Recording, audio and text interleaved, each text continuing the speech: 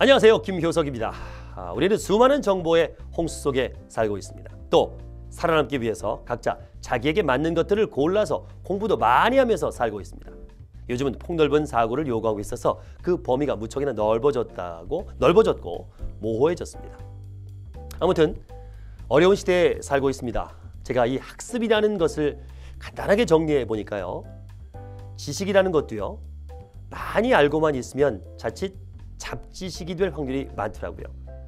내 분야에서 좀 더 나은 사람이 되기 위해서 생산적인 지식 그리고 경험을 먼저 두루 갖추는 데에 먼저 신경을 써야 되지 않을까 싶습니다. 그런데 조직에서 일을 막상 해보면 막히는 문제들이 참 많습니다. 매번 상사한테 도움을 요청할 수도 없는 일이고 어떻게든지 해결해야 할 문제는 있는데 답답할 때가 참 많습니다. 요즘 기업의 핵심 인재 기준도 바뀌고 있습니다. 예전에는 꼼꼼히 일하고 성실하기만 하면 바로 그 사람이 인재였는데 요즘은 문제 해결 능력이 있는 사람이 핵심 인재라는 소리를 듣게 됐습니다.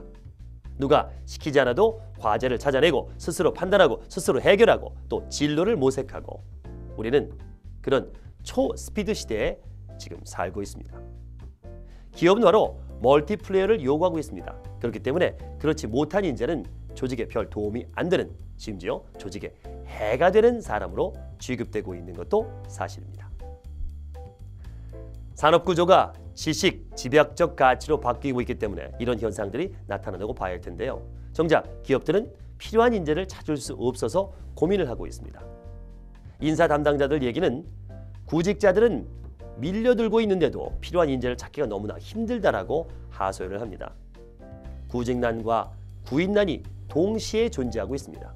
왜냐하면 열심히 일하는 사람만으로는 수익을 올릴 수가 없고 전문 지식만 갖고는 원하는 결과를 달성할 수도 없기 때문이라고 합니다. 이게 지식 집약적 산업으로 바뀌고 있어서일 겁니다.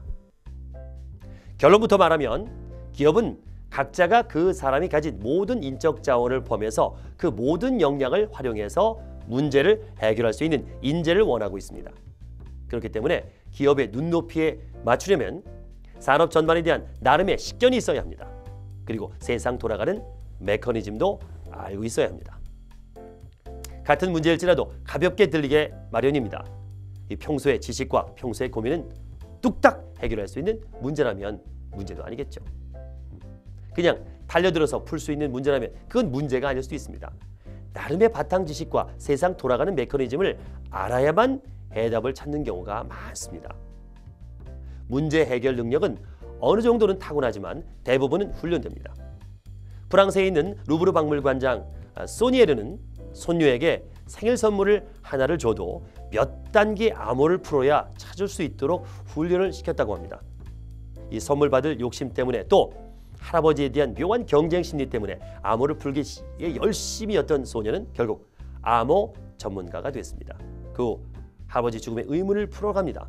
여러분, 우리들 스스로 문제를 갖고 사물을 바라봐야 됩니다. 스스로 해답을 찾으려고 해야 됩니다. 과연 나라면 어떻게 할 것인가? 끊임없이 의문을 가져야 됩니다. 핵심 인재를 찾기 위해서 인사채용 방법 중에 하나가 브레인 티저 인터뷰라는 게 있습니다.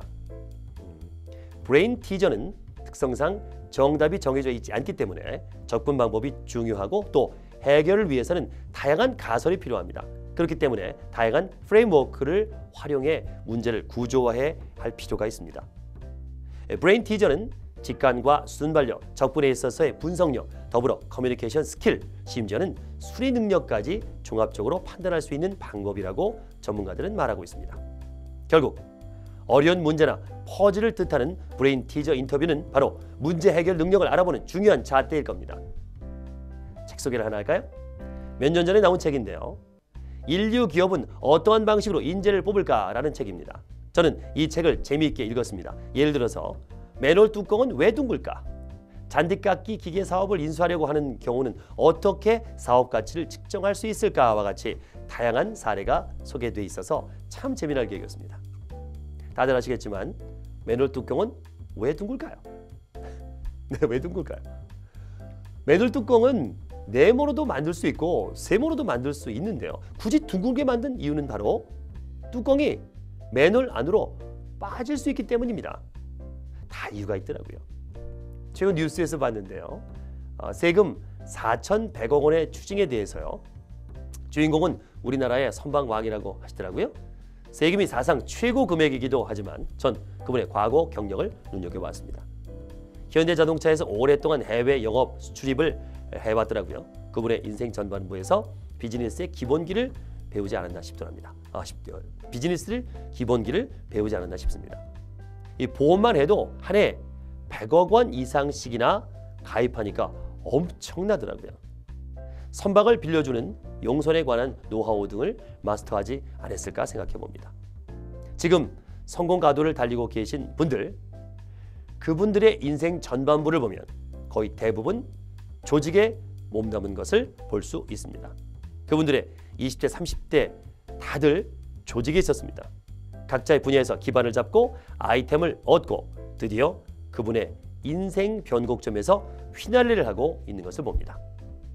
여러분, 지금 계신 곳에서 직업적인 삶과 개인적인 삶 모두를 찾으십시오. 오늘과 다른 내일을 사는 방법은 멀리 있지 않을 겁니다. 내 인생의 전반부에 답이 숨어져 있습니다. 감사합니다.